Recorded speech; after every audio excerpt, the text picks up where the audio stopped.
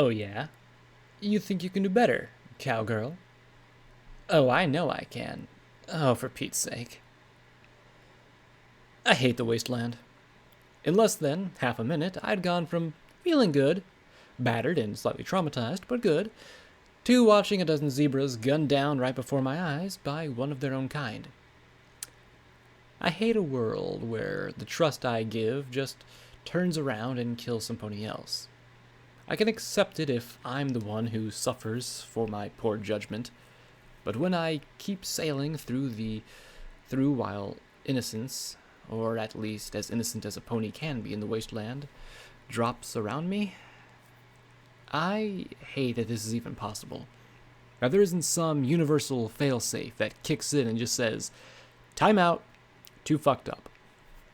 The numbness in my legs is just as errant worry compared to all that. I hate that. As I'm lying here, I'm the one every pony is running to help. I hate that they're telling me not to move, that they're worrying for me. I can see a starved foal curled up no more than 20 feet from me. She could almost be asleep if not for her missing face. I hate that she had less than an hour of freedom before a zebra who had accompanied me ended her life. I hate that there was any reason why Lancer would ever do what he did. I hate that I'm so weak that I can't even draw a breath to scream out to the others. Help them. Even one of them. Just save one if you can, and don't worry about me.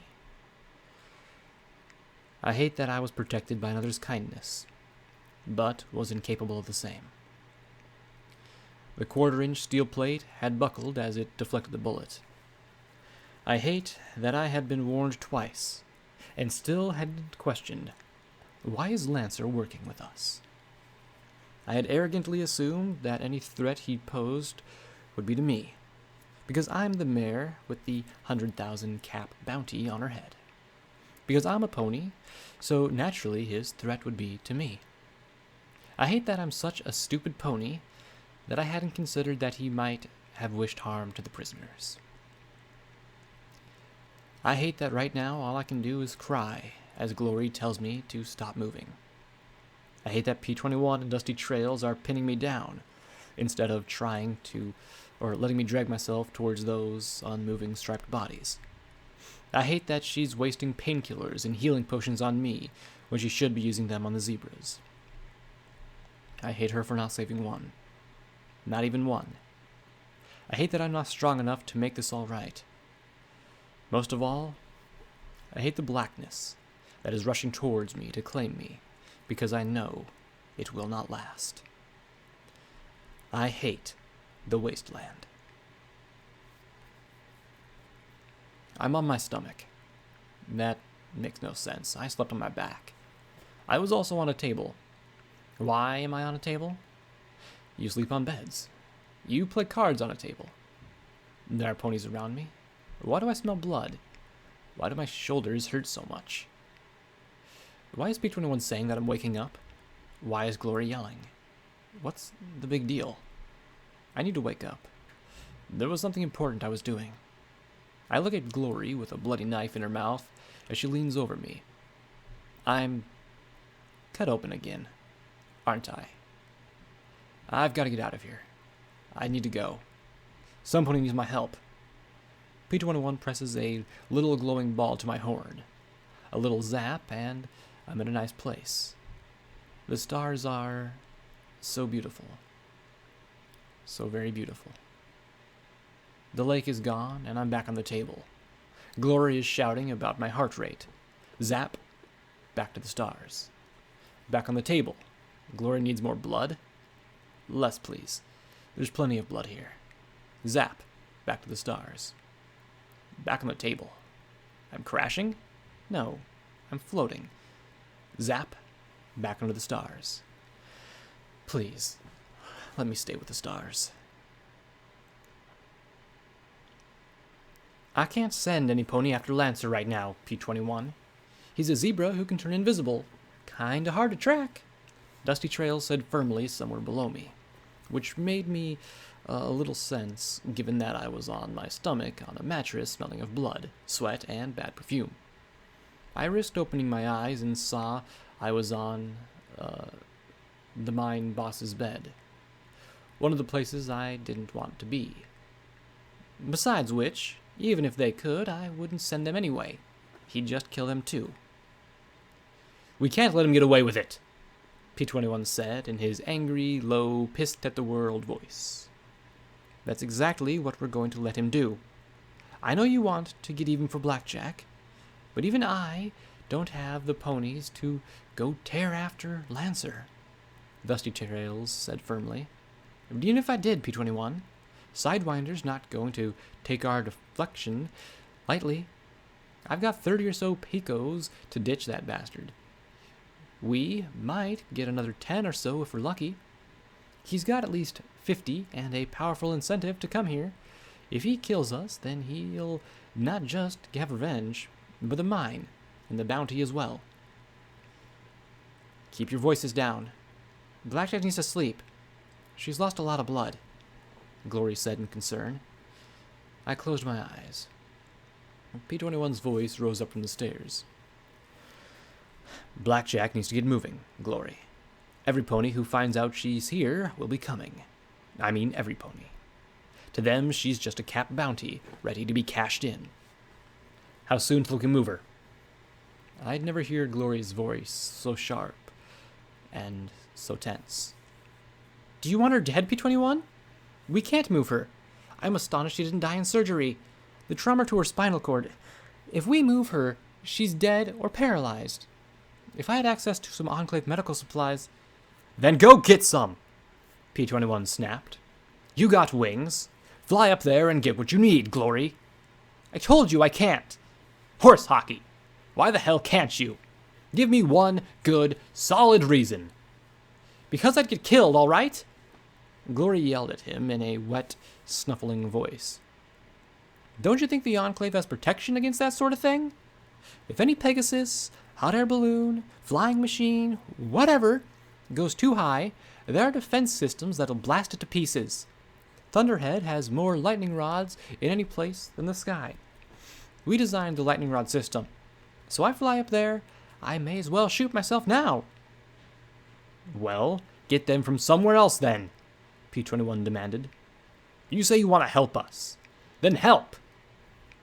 "Where, damn you? Point me to the skyport and I'll go right now. Tell me where there's an Enclave base and I'll go. I have no clue where the Enclave is in this damned city." Glory sobbed brokenly. "I wish I'd never come. I wish I'd stayed in the clouds." There was silence for a moment, and then P-21 said softly, "Don't say that, please. If you hadn't been here, Glory, she'd never have pulled through."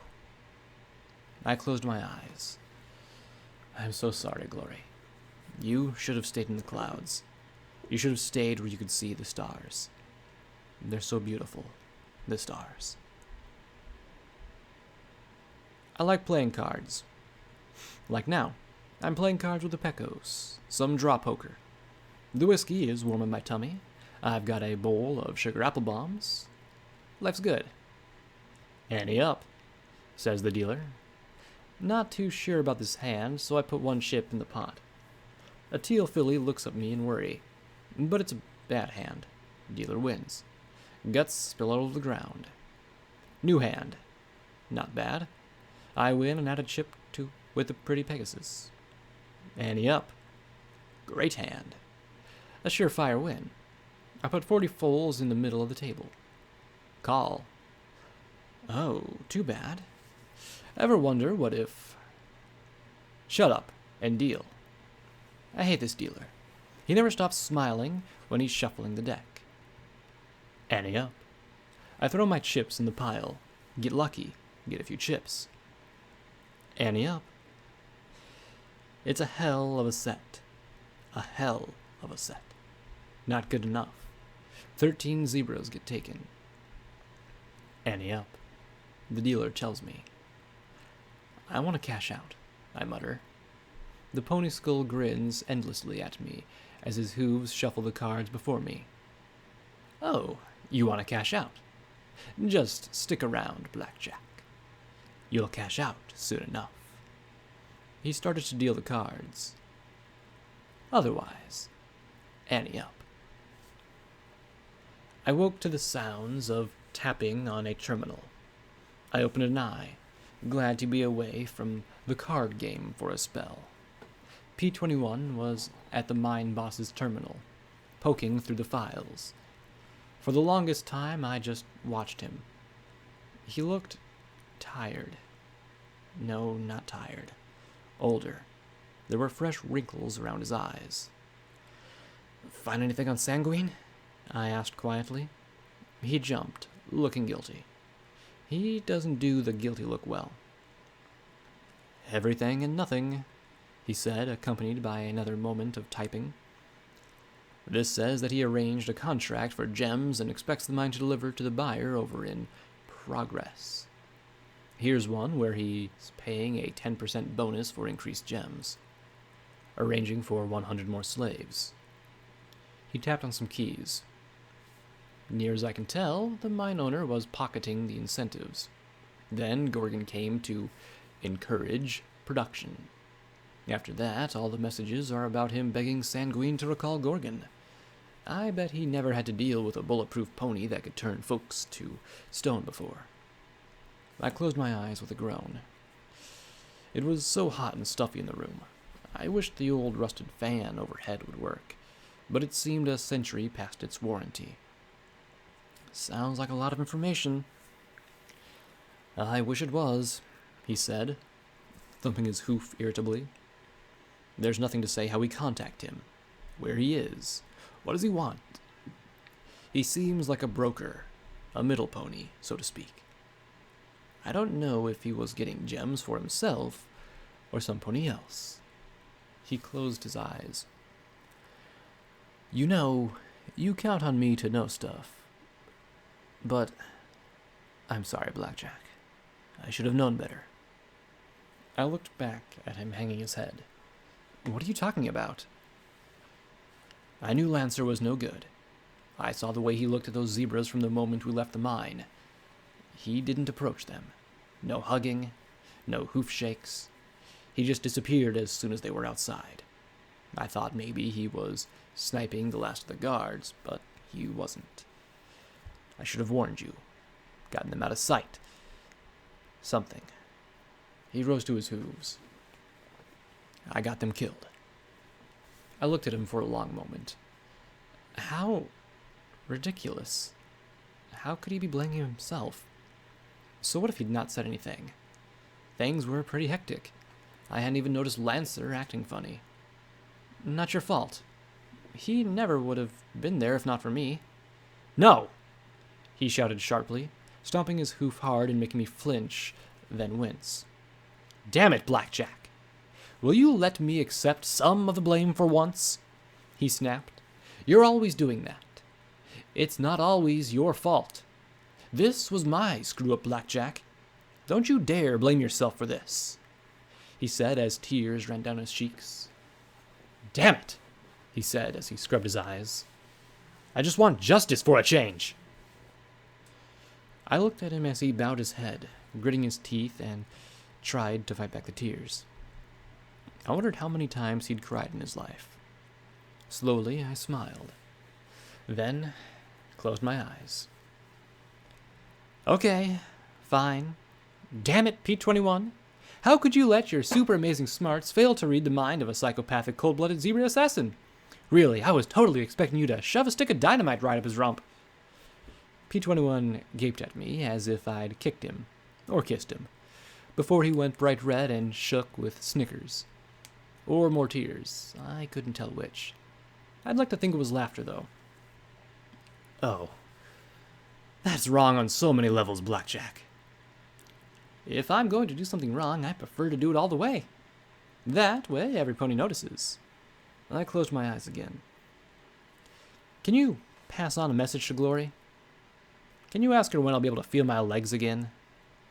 He jerked and swallowed. "Yeah. Should be soon. Probably." "Good. 'Cause we need to get moving," I muttered softly. I feel like I have a great bullseye on my back. Yeah, we're looking into that, he said as he limped to the door. You want something to read? Apparently, there was a serial killer in the hoof. He reached over and lifted a paper in his mouth. Angel of Death, 8 foals, Hoovington Guard, 0 killers. Read the headlines. Beneath, that was something about a Predator being suspended for their involvement in Shattered Hoof. Right now, I wasn't in the mood for either.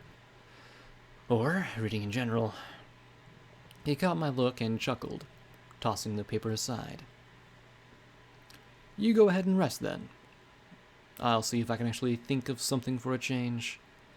I couldn't help but smile as he walked away.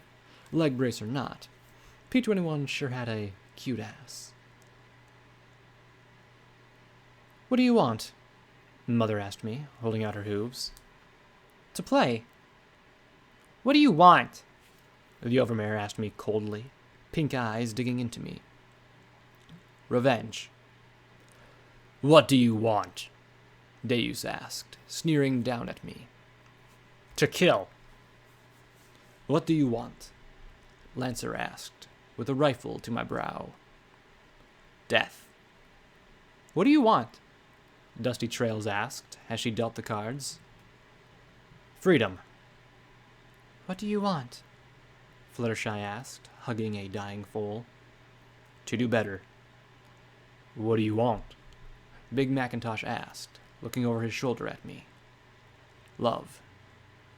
What do you want? Bottlecap asked with her calm, sure smile. I don't know. What do you want? Scootle asked, lying in two. Forgiveness. What do you want? Morning Glory asked, around the bloody scalpel in her mouth. Truth. What do you want? P21 asked, with that skeptical smile. You. What do you want? Blackjack asked. I opened my eyes again to the feeling of a wet cloth across my brow, and my legs, and my butt. I looked up at Glory draping another across my shoulders. I felt bad. Given my latest experiences with feeling bad, from getting shot to getting rat poisoning to getting battered with a rock crusher, this was oddly more mundane. Hot, weak, tired, sick. That was it. I felt sick. I should report to medical... Wait. Glory didn't work in medical. That's right. This wasn't the stable. Crap. Was I that fucked up? What's up, Doc? I muttered, making her jump. Blackjack, I didn't realize you were awake, she said softly as she tugged the cloth off my face. You have a slight prosperative infection. I think we used every healing potion we could find to try and fight it, but I think you'll get back on your feet, but don't worry about it, I muttered with a groan. I'm sure it'll have me fixed up in no time, Glory. I wiggled a rear hoof and smiled. See? Almost as good as new. Though, I have to admit I'm curious. You're what? A medical technician? Something like that, she muttered, before draping the sweat off my brow. So where does a medical technician learn to do surgery like that? I asked quietly, looking up at her before I closed my eyes. Maybe it was the fever. I figured I'd have to be on death's door to put 2 and 2 together. Glory chewed on her lower lip as she looked away. I sighed and smiled. You don't have to tell me, but I have to admit there's a lot of questions adding up. Glory stroked her hoof along my mane. I work under a very good teacher. An exceptional teacher. I was... I hate the word. They all said I was a prodigy. I'd already completed most of my preliminary studies by the time I got my cutie mark. I was right on the track to go to full medical, studying under Dr. Morningstar. I could really go for studying under a Dr. Whiskey right now. Alcohol's not going to help much at this point. We used all of it trying to sterilize you and the equipment anyway. I'm sterilized. And here I was hoping I could make Mom the first Grand Mare of Stable 99. Oh, the colors of the small gray Pegasus could change. Pity the whiskey's all gone. Then I peeked at her. Got any scotch? She laughed, trying to hide her grin by rubbing her hoof across her nose. Funny, that was his favorite method of anesthesia, after dealing with his students. That or it was a cure for his lectures. But he was a very good teacher and a wonderful doctor. I was given the opportunity to observe surgeries that I'd normally have to wait years to watch. He even let me assist on minor operations. She bowed her head as she murmured softly, I saw him perform a procedure on a spine trauma similar to yours. So what happened? I noticed her wince, looking away. Oh no, don't you start getting all evasive on me now. You were really on a roll here, Glory. She gave me a small smile. She opened and closed her mouth several times, struggling for what to say. Finally, she sighed. Well, the Volunteer Corps happened. The movement had been building for years. The Enclave always tightly controls access to the surface, but there were hundreds of students and faculty at the Academy that wanted to do more. There were several petitions to the Pegasus Council. Finally, the Volunteer Corps got established. She sighed softly. Dr. Morningstar was, well, not a supporter of the Corps. He'd been to the surface with the science teams. Glory sighed, closing her eyes as she looked out of the filthy windows. We had a terrible fight. Absolutely terrible. I told him he was rude, callous, and monstrous for keeping his skills to the Pegasi. He called me an idealistic fool, destined for a pointless death. Ouch, I muttered. Yes, well, he tried to mend our relationship afterwards, but I'm such an idiot sometimes. I was quite turned off by the attitude. Pegasi I knew for years accused us of being Dashites and turning our backs on the Enclave. She looked so angry. It wasn't an expression I'd seen on her often. Dashite. I'm guessing that's a bad thing. Given that I was sick with an infection, I really didn't want to risk pissing off my doctor. Still, it was the most I'd gotten out of her in ever. Her scowl faded, but the hard frown remained. Yes, it is. Some ponies leave the Enclave. They don't like the rules. A few flee to the surface to avoid punishment for their crimes. Others do it out of admiration for Rainbow Dash. She gave a little shiver. It's an unpleasant prospect. A few find feral clouds to settle in. Most are forced to the surface. Once you're a Dashite, you're banned from the Enclave forever. Worse is the shame you bring upon your family. Parents can lose positions. Siblings become pariahs. It's not something that should be done lightly. There was a firm certainty in her voice that I'd never before heard from a petite Pegasus. Have you known any Dashites? That question was a mistake. I'd never seen Glory looking, well, like P-21. How are the Volunteer Corps different? We wanted to change the rules, not break them. Our laws aren't carved into stone. Clouds change. So should laws that aren't needed anymore. I think Thunderhead just let us come down to end the annoyance, but the point is that they let us. She closed her eyes and said solemnly, Rainbow Dash was a fine pony, whose heart was in the right place, but whose head wasn't. Had she waited 20 years, just 20 years, she could have changed much. She then looked at me with a very odd smile. She was a phenomenal pony, she and her friends, but she was a bit of an idiot. Oh, see? I must be getting better, I said with a grin.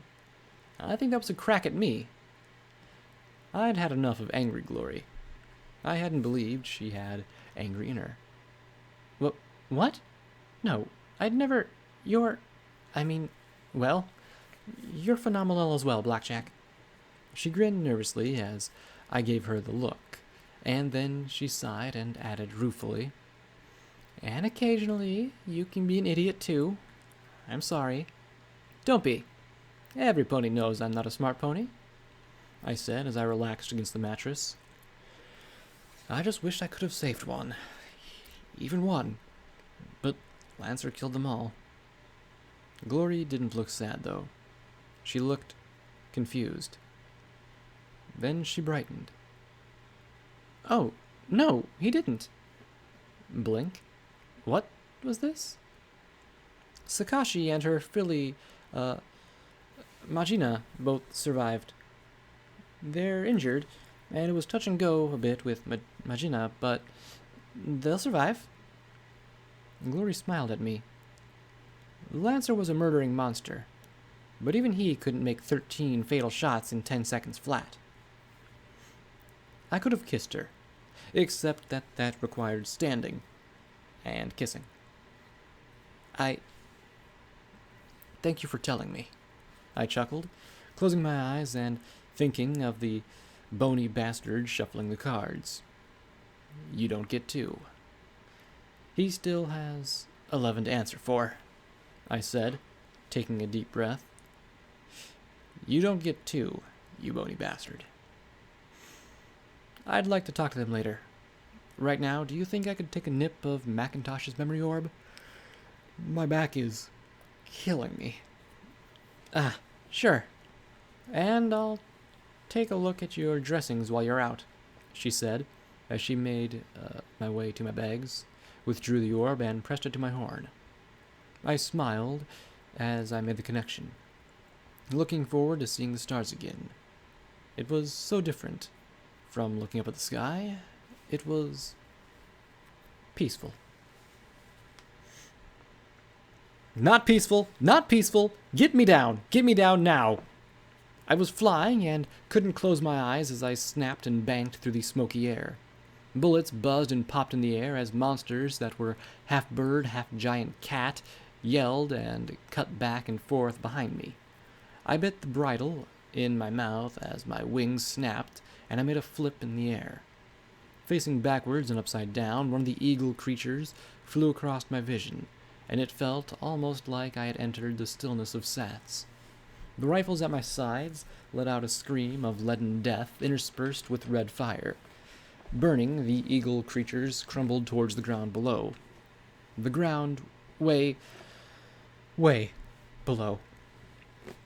A ground that became far, far closer as the body I was in plunged. His? Holy shit. That was definitely a his. Legs, and raced for the ground with the other eagle critter on his ass. Definitely not feeling much in common with his host right now. If I could have thrown up, cried, or wet myself, I'd have given all three a shot.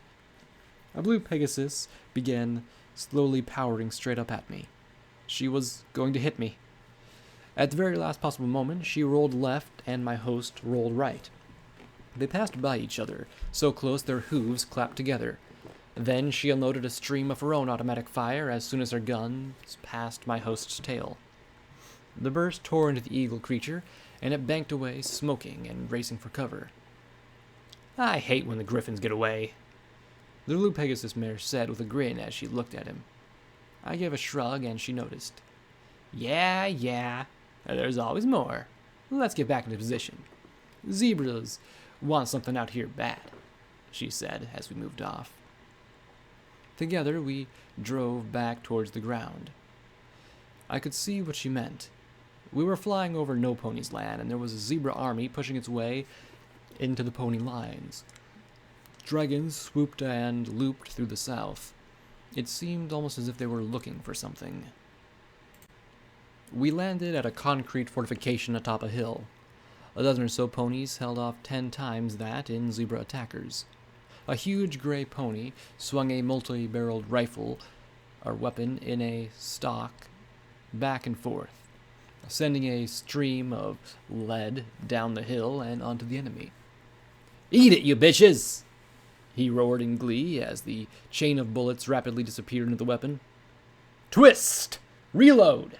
he yelled. A red-maned mare with a buzz cut ducked down and ran as the gun's spent ammo feed box with a fresh box in her mouth. She kicked the almost empty container aside and dropped the new one at its place. He took his hooves off the trigger toggles, his teeth clamping impatiently. Flicking the lid off, she pulled out the end of the ammo belt with her teeth, and with practice eased, using her hooves to latch it to the end of the other one that trailed from the gun. "All set!" she cried out. "Thanks!"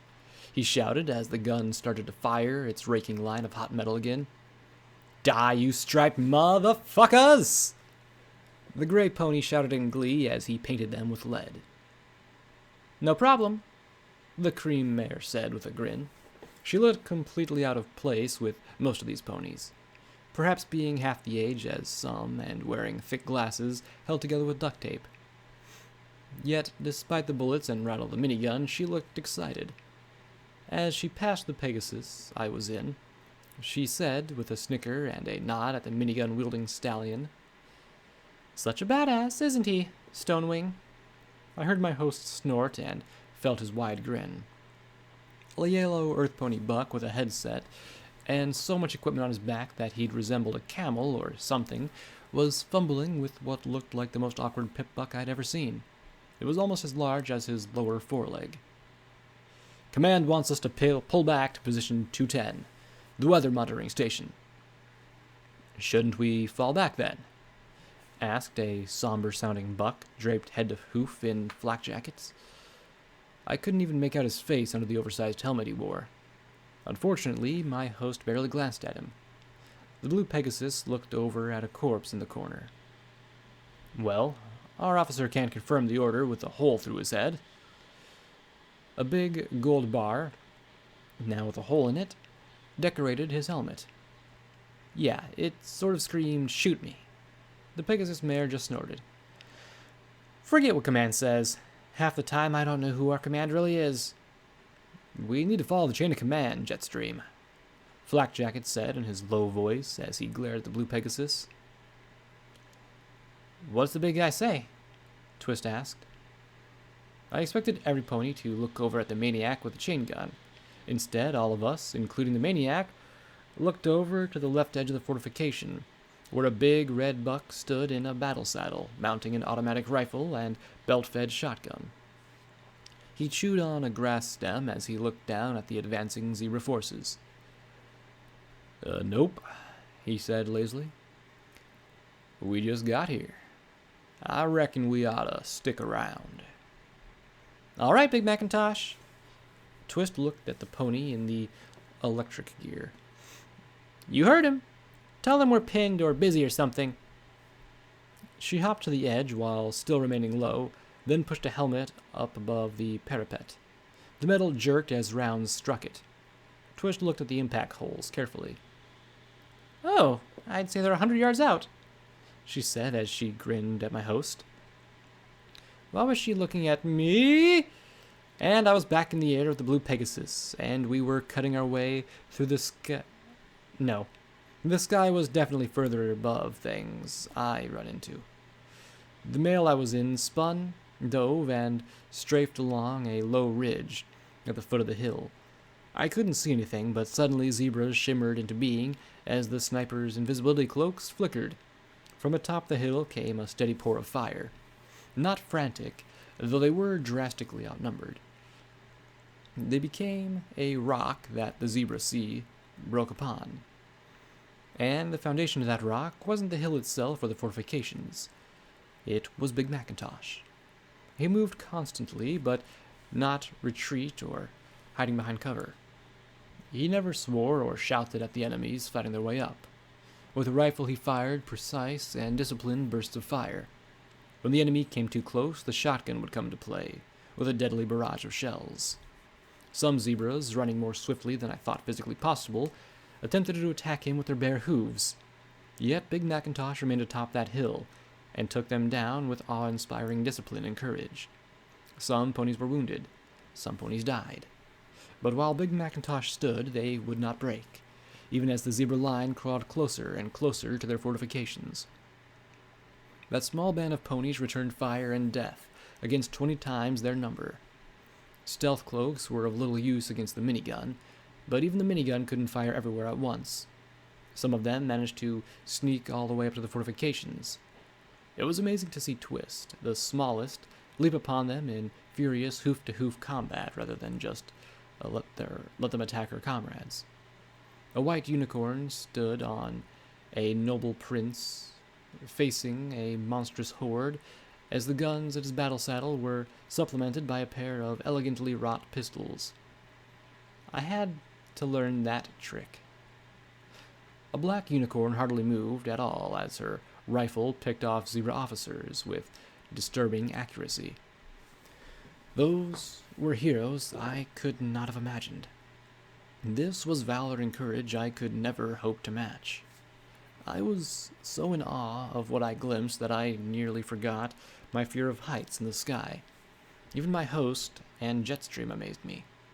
Remembering it was not actually me flying, I marveled at their skill and grace in peril. Jetstream was faster, my host stronger.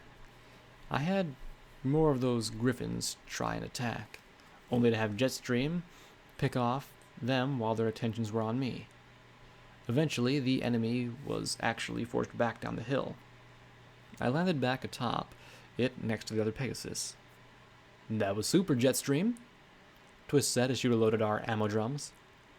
She grinned around a peppermint stick lodged in her teeth. "Want one, Stonewing?" Stonewing, apparently the Pegasus I was in, nodded enthusiastically. The blue Pegasus smiled and chewed hers happily. "Thanks. These are so good. When do you have time to make 'em?" I'd have liked the recipe myself. That was good eating. Of course, I couldn't cook to save my life, but it's a thought that counts. It's a complete mystery," she said with a grin. Then, looking over at the unicorn staring through a scope down the hill, "You want some, palms?" My host put his wing in front of Twist, shaking his head. The Pegasus beside me looked sad as we looked over at the black unicorn staring downhill. Her lips moved softly. She made slow, almost mechanical shots with a long-barreled rifle. Blam! "Forgive me, Luna, for I have sinned. I have taken the life of another." Blam! "Forgive me, Celestia, for I have sinned. I have taken the life of another." Blam, blam, blam, blam. Each death came with a plea of forgiveness in a hopeful whisper. I was seeing the forging of the wasteland in my very eyes, one crushed soul at a time. Well, Stonewing's eyes. These memory orbs were confusing. How did they get so close to the hoof? We should have intercepted them long before they got here, Jetstream asked as she watched them reorganizing their lines for another attack. Dragons. Brimstone and a dozen more managed to carry an entire legion with them. The handsome unicorn, who reminded me of Prince Splendid, save for the emerald eyes and mane, and wore an automatic rifle on each side. I would have killed to know how he looked so delicious, even covered in mud and blood. But why here, Vanity? They're not pressing towards anything. Jetstream protested. I thought they were going for the clinic, but they seem to care more about these hills. Setting up a foothold for a bigger invasion? Stop thinking like an officer, Jetstream. You don't have a big enough brain, Twist said as she looked downhill once more. So, are we staying, big guy? All eyes went to Big Macintosh, who calmly chewed his grass stem. He gave a long, slow nod. Yep. Figure they want this hill pretty bad. They're gonna have to pay for it. Looking at all the zebra bodies on the hillside, that was a hell of a price. The pony with the electrical equipment perked up his ears. Command again? They want us to hold the hill now. Shadow bolts are inbound. ETA 2 minutes. All Pegasar to form up and give support. Shadow bolts? They must be targeting the dragons. There's a big one south of here. Jetstream looked at my host with a lazy little grin. Well, let's go ahead and give Rainbow Dash a hoof. You gonna try and get her autograph again, Stone? My host nodded again, grinning eagerly. I tell you, I read in stud magazines that Dash is all about the fillies. You're wasting your time. The big gray pony said with a lazy chuckle. Did you kiss your muzzle with that mouth? Twist said with a scowl. Nah, but I kiss yours.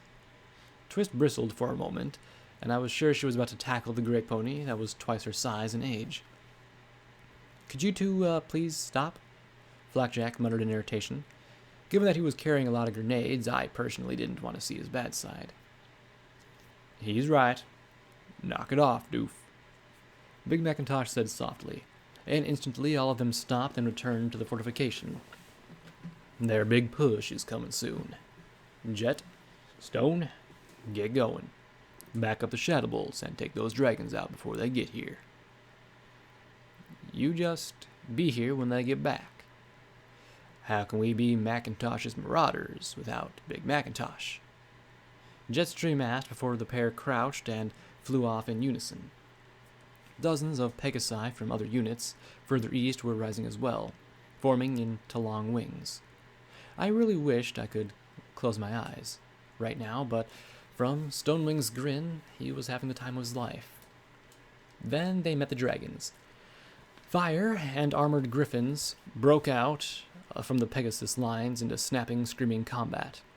The largest dragons had riders giving rifle air support. This was insane, and apparently a new challenge for the Pegasi. They seemed at a loss of what to fight first. Griffins? Zebra snipers? The dragons spewing flame? For a minute or two, I was certain I was about to witness a rout. Is that a rainbow? A rainbow streak tore straight from Hoovington, flanked by lines of crackling thundercloud. Below, I had seen a squad of ponies fight like heroes. Now I saw 9 Pegasi who fought like goddesses. No, not plural. Singular. As I watched, the 9 never broke formation into smaller groups, as we had. The Pegasus mare, trailing a rainbow, raced across the face of a dragon, blasting it with her guns. The 2 next to her did the same, and the next, and the next, and the last pair. The explosive shells of the concentrated fire blew the dragon's skull into pieces. Slowly, it wheeled over and dumped the snipers into the air. Okay, I really didn't want to see that. Wherever the rainbow went, the shadowy thunderclouds followed. If the formation broke, it reformed the instant they passed the obstacle. Whatever the rainbow mare shot, the others followed suit. I had never imagined such coordination or unity. They were not invincible, though. As they began to attack the largest dragon, larger than I could have imagined, 1 3 times the size of the mutants we'd killed, 2 were caught in its fiery breath. Now 7, they closed ranks and never let up the attack. Stone! I dimly heard the shout of warning. Then something struck Stonewing's head with an immense blast of pain, and he fell into a spiraling darkness. My eyes popped open, and I held out a gasp for air, followed by a groan as my body reminded me that now was no time for strenuous activity. I was just glad I could move my hooves at all. You were out for a while, Dusty drawled softly, the sand-colored pony sitting beside the bed. Last time we couldn't keep you in the memory. This time I couldn't snap you out of it. She gave me the wrong memory. I groaned as I lifted the orb and looked at its swirling light. They need to find a way to slap labels on these. Afraid we've got bigger problems. You got a couple hours before all hell arrives. Redbeard's found out where you're here and wounded, and I think every yahoo with a rifle is on their way. Got to get you out of here before then. What about the Pecos? Don't worry about that. Your bounty's the only thing Sidewinder, giving Sidewinder a chance to keep most of the Pecos under him to try and take this place. With you gone, the freed pony's armed.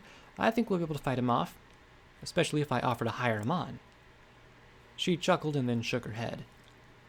If we get a few hundred bounty hunters like you, then things get impossible.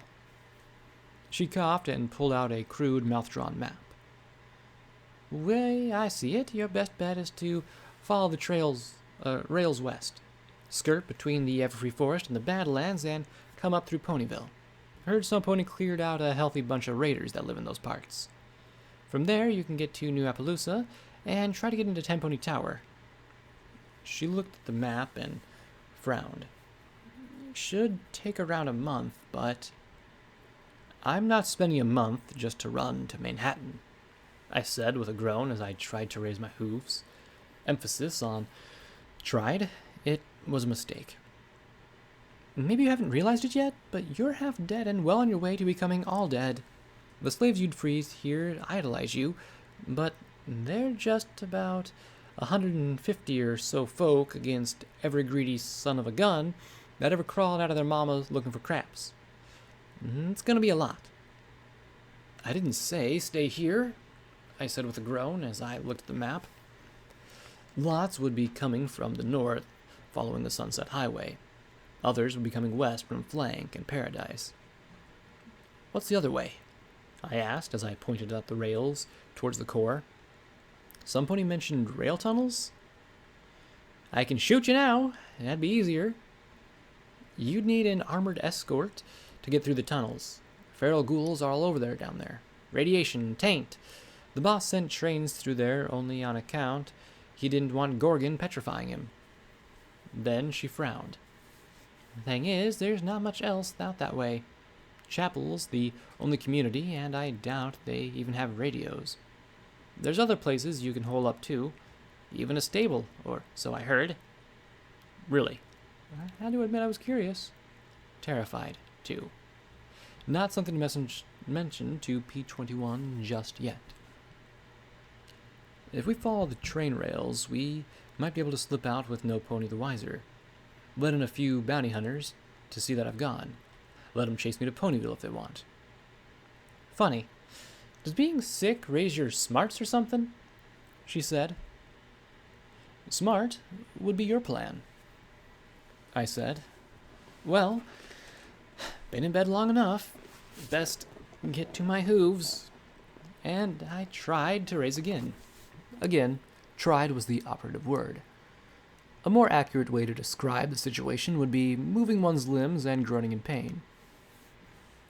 Okay, I take the smarts part back, she sighed, scowling at me. It's going to take forever to carry you out of here at this rate. Actually, I have an idea, I said with a little smile. Things were coming together. There were gaps in the plan, but I thought that we could work through them. I was able to stand, walking not so much. My fever had broken, but my back still felt like I had a hammer having been used on it, which technically would have been preferable to a bullet. P21 had shown me the quarter-inch steel plate for my armor the last time he'd stopped by. It had been bent into an U shape around the impact. I'd taken the time to write a little letter to Bottle Cap about dusty trails and the change of ownership of Brimstone's Fall. With some luck, she might be willing to cut them a discount in exchange for first dibs at the mine. Magical gemstones like these were a huge demand, given how many magical weapons seemed to be floating around the hoof. All that was left for me to do was wait for... I heard the door close below. Time to get moving. My mane was starting to itch from being in one place for too long. Funny. They were taking their time getting up here. Whoever was on the stairs walked with a slow, ponderous gait that I didn't like at all. A raspy laugh rose up from the stairs as the door to the boss's office was slowly pushed open. A brown earth pony mare swayed as she stood in the door. I relaxed. Oh, hey. How are you feeling, Tumbleweed? There were the stupidest words that ever came out of my mouth. Today. No, something was very wrong as she swayed on her hooves. Tears ran down her cheeks as she slumped, and the most horrible laughing, sobbing noise in her throat. There was blood smeared across her lips, fresh and red. Bite marks covered her legs. Hooves shook as she stared at me with eyes that were already yellowing. Help me, she begged, giggled, and sobbed all at once.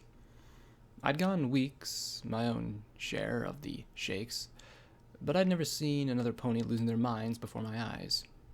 Weeks to months of mental decay, my ass, Glory. Tumbleweed was falling apart in front of me, bloody froth creeping down her chin. She twitched continuously as her pinprick pupils jerked away from meeting my eyes. I started hoping this was some strange card game, dream rife with metaphors. If so, I passed on whatever fucked up wisdom my subconscious was trying to dredge up. By the wonders of adrenaline, I shifted and prayed I didn't paralyze myself. I slowly pushed myself to my side to face her. Hooves pulled up and ready. I tried to speak nice and calmly. Tumbleweed? Where's Glory? You need Glory. That was a lie. She needed a lot more than Glory. She needed a prayer and a bullet. Damn me, I couldn't give her both. Turkey. I like turkeys. Tastes good. She whimpered, and I could only lay there in horror as she saw her raise her leg and suddenly spasm, biting down hard. As flesh blood spilled, I watched as she started to swallow. Tastes good. Tastes so good, she said a moment later. She gave one last sob, choking in the back of her throat. Help me, she whimpered before resuming giggling, long and slow, but building. My magic grabbed around for something I could use as a weapon. Empty medics needles, plastic jars of buck, fucking pillows. And as much as I wanted to help Tumbleweed, I had an even more horrifying thought. Had she already come across Glory? What if some of that blood wasn't hers? That giggle rose higher and higher. Her entire body was shaking now. Tastes so fucking good. Fucking good. Yeah. It was like watching somebody dying of red scorpion venom. Only when she expired, I was next on the menu. Sweet goddesses, if I'd known, I'd let her die from the poison. I tried lifting the terminal from the desk, but it was bolted down. I yanked the drawers open one after the other, looking for anything lethal. A knife, a pipe, a friggin' pencil, anything. My magic rifled through each frantically. Wait, what was this? I yanked out a clipboard covered in 200-year-old financial information. Fuck, fuckity fuck, fuck, fuck. She lunged for the bed, bloody mouth wide and screaming in glee. Rolling onto my back hurt like mad, but it was the only thing that let me push her away as she tried to turn me into lunch. Unlike other raiders, she wasn't half-starved and raw. She was quite a healthy pony, and she was trying her hardest to chomp on my belly. I pushed her snapping, giggling, biting maw aside with my telekinesis and forelegs, but it was so hard. Every motion made me feel like a drill was working on my spine. And if it was true that she had a disease, rabid raider blackjack, no thank you. Right now, though, she was stronger than me. I'd die from a baton, my gun, which was funny given that I was about to die lacking them, and I had my telekinesis. But I had to have something to use it on. It wasn't like you could just shove telekinesis at something, right? I stared at her. Tumbleweed, please, stop. Please? Oh, don't make me do this. Please? This was not an experiment I wanted to do right now. I almost didn't want it to work. My magic focused from pushing against her head to pushing on a single point. There was no way this could work. No way. Crap. Fuck it. I shoved my focused little cone of telekinesis right into her eye. She screamed and fell back, covering her head with her hooves as she writhed in agony. Finally, she stilled, clenching the socket as clear, faintly yellow fluid crept down her cheek. It hurts. It hurts. My head hurts. I'm so hungry. So angry. Please. She begged as she stared at me with her remaining pinprick pupil. Tumbleweed? I panted, my breath hissing as I nearly hyperventilated. Oh, Celestia, please. Did that ever sting? Have you eaten meat? No. She started to giggle again as she rocked towards me. But I'd love to. I focused all my telekinesis into another bolt and rammed it into her head. Still not enough. I glanced at my pip-buck. Would it even work? Looking at Tumbleweed, I entered Sats, and on my surprise, and a little bit of concern, I was able to queue up 2 attacks. Telekinetic bullet. My horn flashed twice, and I watched the magical auger into her skull. The second time, the tiny cone of magic burst out the rear of her head. She jerked and spasmed before she slowly slid down on the floor beside my bed. I prayed that it was just wishful thinking. She looked so happy to be dead. I looked at the bites on my forelimbs, feeling a new cold worry settle on my gut. I brought up the ridiculously long list of things to worry about and scribbled the newest one on. Then I sighed. Nothing to do about that now. Slowly, I rolled onto my side, my horn throbbing as if she had just been smacking myself with my own baton. Not going to be trying that anytime soon, I said softly as I looked down at the mare's still form. Sweet Celestia, what the hell was going on here?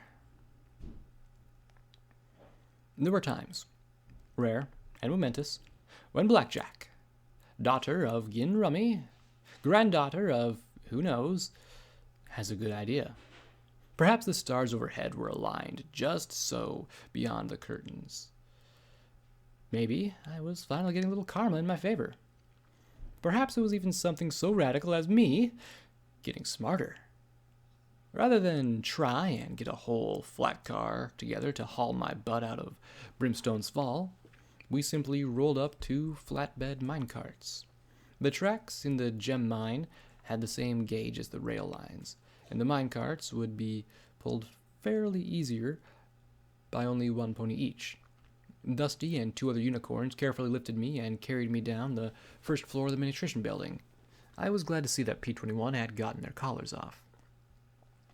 I slumped, my legs shaky and my back achy, wishing to know why I could slug down healing potions right and left, and they did nothing at all. Healing potions should heal. My eyes passed over a framed news clipping. Officer Softheart clears Brimstone's Fall of involvement in Angel of Death killings. Investigation continues. A unicorn mare in a uniform shook hooves with some manager-type pony. Personally, I thought Softheart vs. Angel of Death to be a bit of a mismatch. Dusty was leading the way with my duffel bag slung across her shoulders. She still hadn't said much about Tumbleweed. I sensed the relationship between those two had been more than a simple affiliation with the Pecos. Now that I was leaving, though, she started to talk. How could that happen?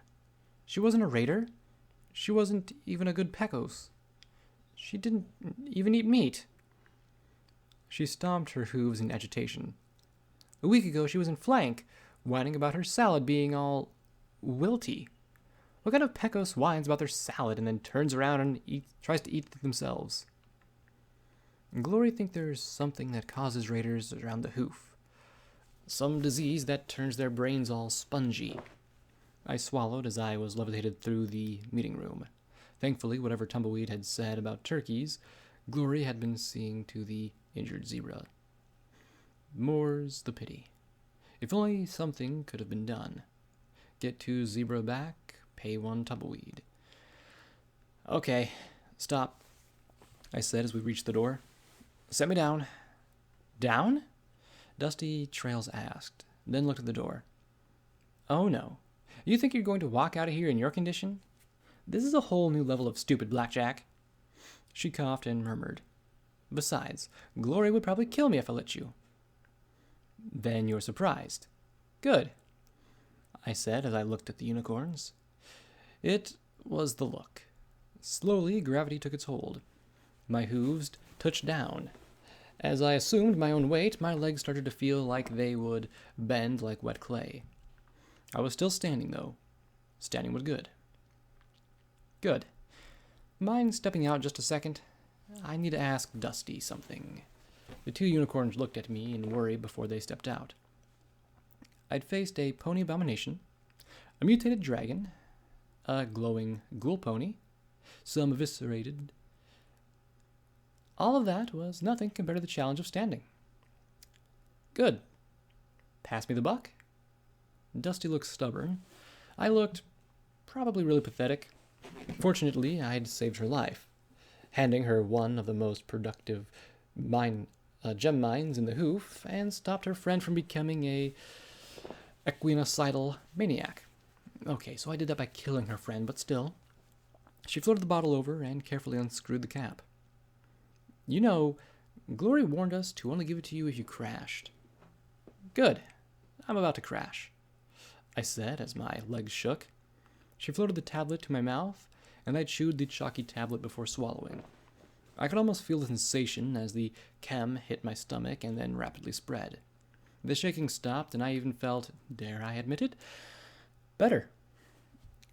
Now my barding.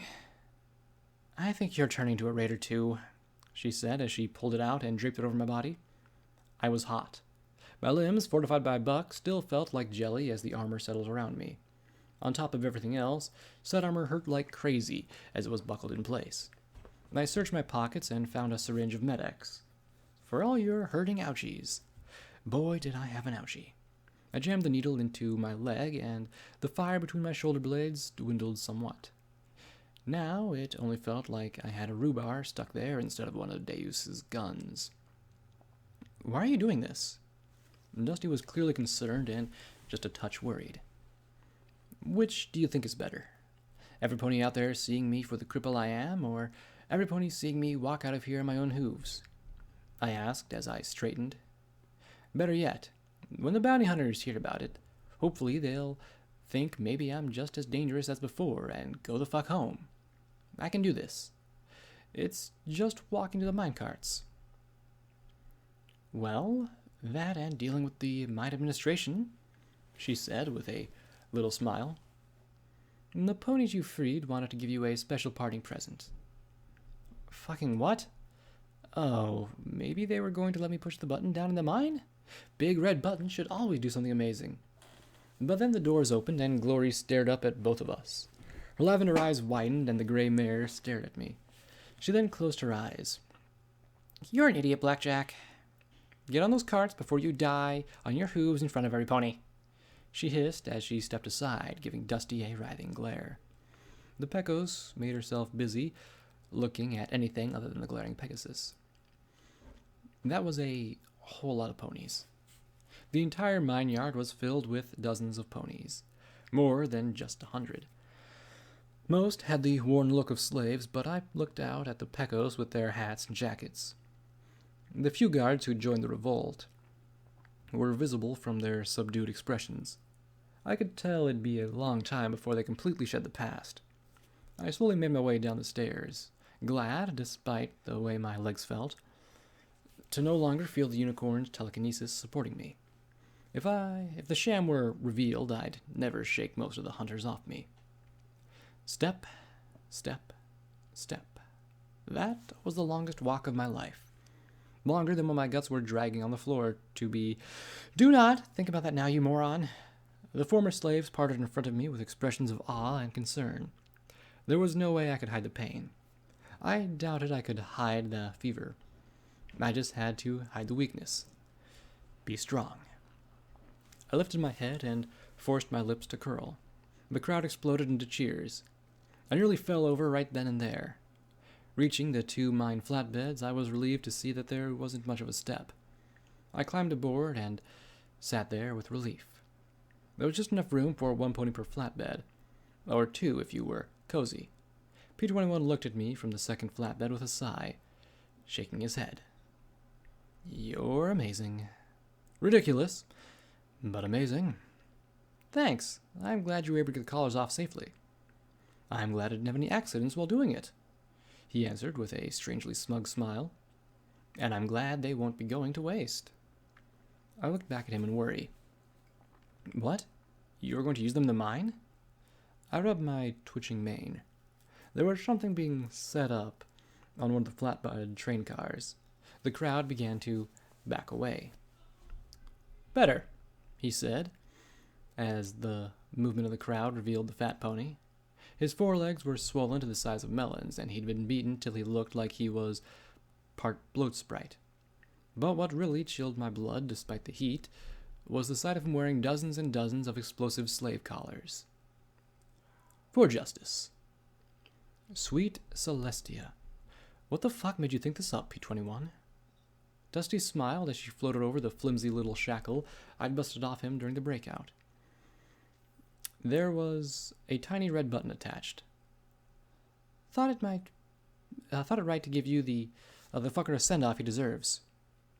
I felt another chill wash over me, despite the lingering fever.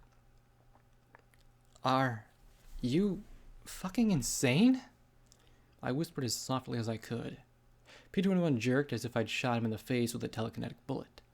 The crowd went wild, stamping their hooves just as they yelled his damnation. I stared at the pathetic, blubbering mass on the end of the car.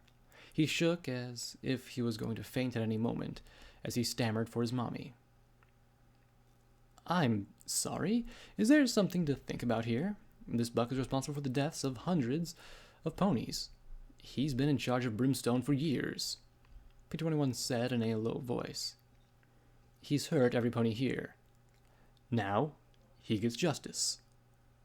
This isn't fucking justice, I hissed at him as I stared, unable to touch that button, unable to look away.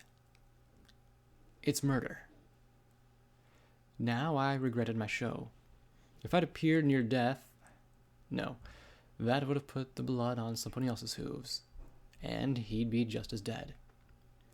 P21 would have killed me right then if he could. Cold rage burned his eyes as he leaned towards me. Do you know what fucking justice is? It's giving to others, is being given to you. Be kind. It's killing the fucker that made sure that she never does it again. Be kind. It's making sure that every bastard who ever thinks of copying her crime hesitates because they know they might face the same punishment. Be kind. That's what's fair. Be kind. These ponies needed justice. Was this it? Killing him wouldn't bring any pony he'd killed back. Would it even bring peace? Or would somebody else decide that it wasn't enough and drag one of the farmer guards up there next? He was dead, anyway. Send his broken body out in the gate, and the wasteland would eat him up. They'd track him down and lynch him. It wasn't any different in Stable 99. He'd be retired without hesitation. Recycled. If he was put on some kind of trial, what verdict would be returned besides guilty? How is this not justice? Just a week ago, I would not have hesitated. In fact, I probably would have been honored to push the nice red button.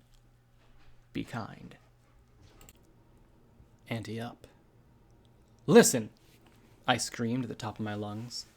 I almost fell off the cart as the entire world spun, and only Dusty's magic, suddenly gripping me and stopping me from falling on my face, preserved my illusion. Shouts faded away bit by bit as eyes turned upon me. I know you want me to kill this pony. I know he deserves it.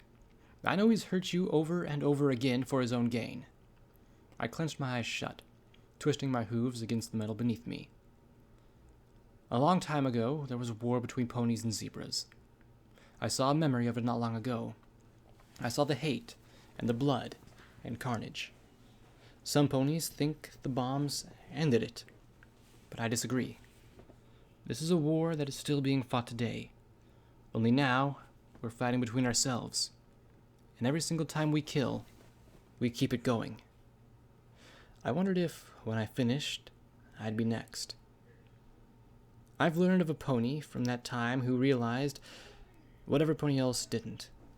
The war had to end.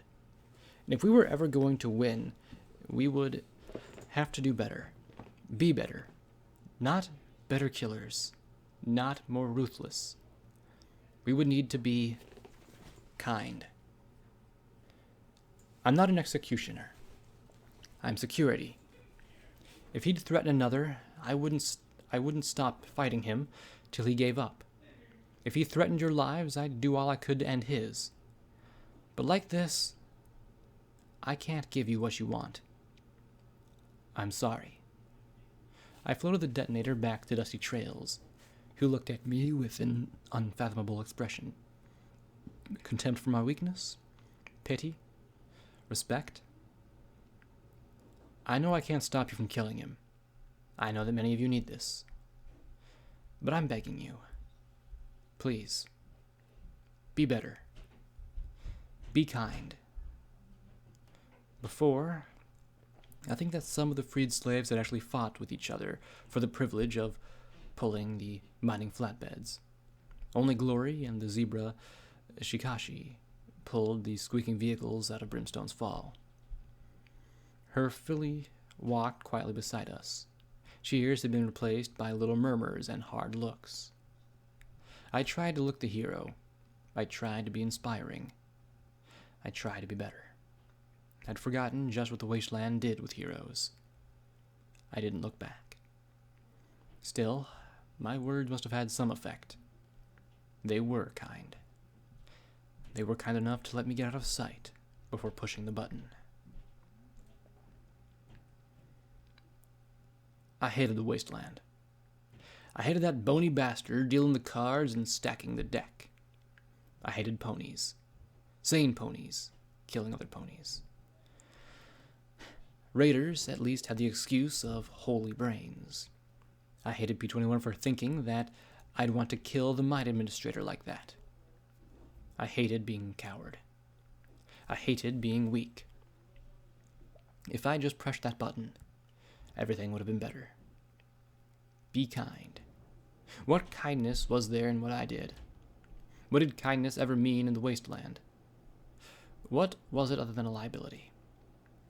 I'd tried to be kind to P21, and his leg had been shattered. I tried to be kind to Glory, and I'd left her feeling abandoned. I wanted to be kind, Fluttershy. I want to be better. I want to be good. Because the alternative was to become the wasteland. Cruel, hard, murderous. I couldn't think about that fast bastard on the train cart.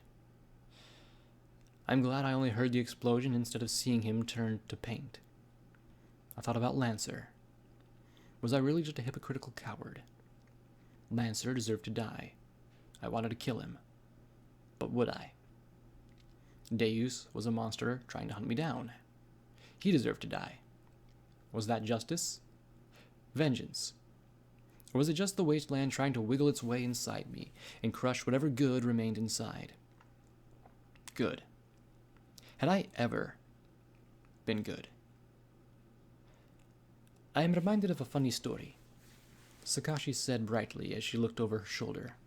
I admit I hadn't paid much attention to the zebra and her filly. She had a strange cutie mark, abstract lines that seemed to be forming a smiling face.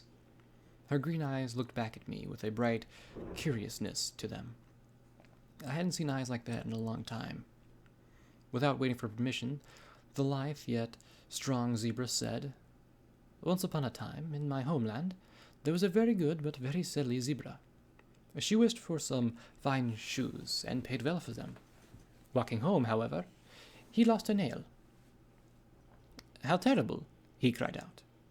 'How could I have lost it? Someone will surely step upon it.' But he did not see the nail being picked up by another whose shoe barely clung to her hoof. He continued home, but soon the shoe came off entirely. It sailed through the crowd and struck a fleeing thief in the head. But he said, 'Oh no, my shoe hurt him. How terrible I am.' He limped home, and once there he met his wife and 3 children. He was very sad. He had the shoes removed and each of his children take them away. 'Oh, wife, I am such a terrible husband. I have lost my shoes. I am a terrible zebra, for I hurt others. I am a terrible father, who gives only a shoe apiece to his children.' But his wife was a very clever wife.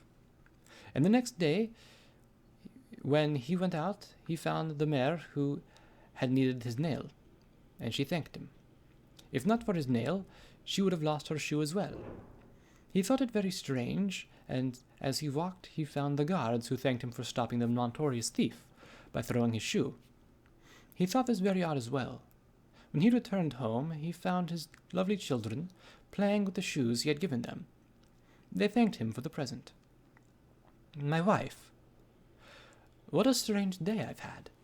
Zebras kept thanking me for helping them. But I am a terrible zebra. Do they not know why they do as they do? but his wife just nodded. Often it is the good we do not realize we do that matters more than the good we intend, husband. The zebra mare gave a long sigh and a smile over her shoulder back at me. But of course he did not understand, for he was a very good zebra, but a very silly zebra. I'm sensing a moral, I said with a mirthless smile. She looked at my lips carefully, but then gave an easy smile. Sweet Celestia, how I wished I could smile like that again. Ah, but that would ruin the story, so therefore it cannot have such a thing, she said with a prim nod. I chuckled despite myself.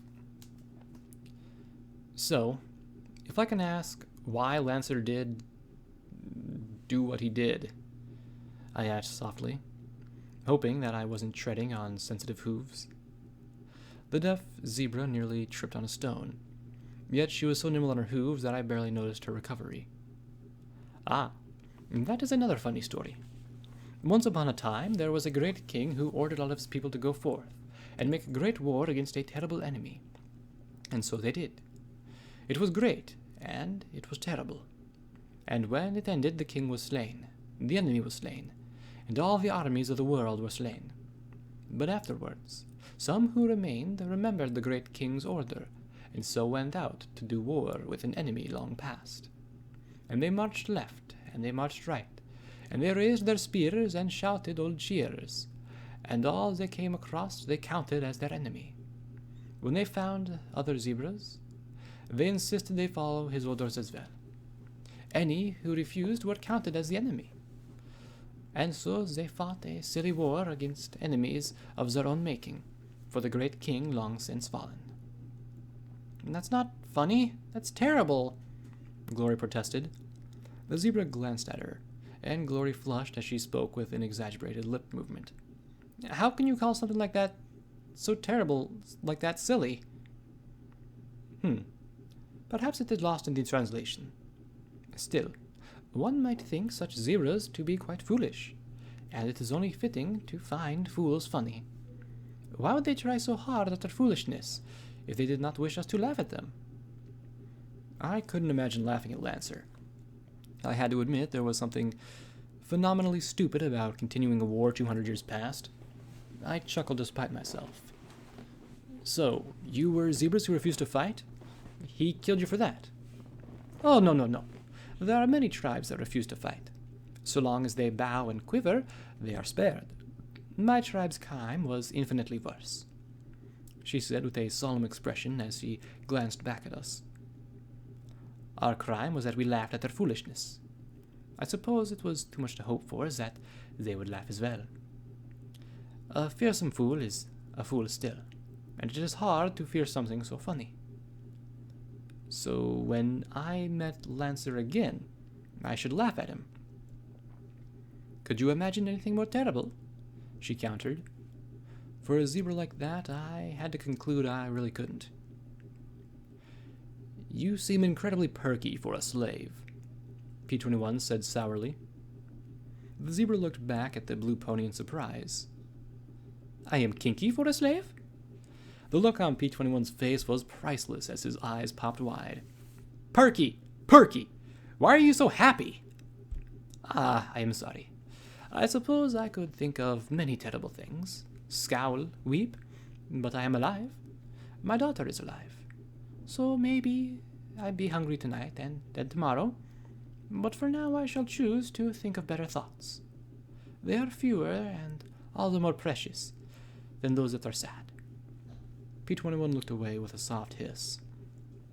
Glory frowned back at him. What's the matter with you, P21? Don't you have any sensitivity at all? He glared back at her. You know this right and wrong shit, I'd once told him. Now I wasn't too sure. It was as if we were swapping places and he was becoming more and more reactive and I more and more reserved.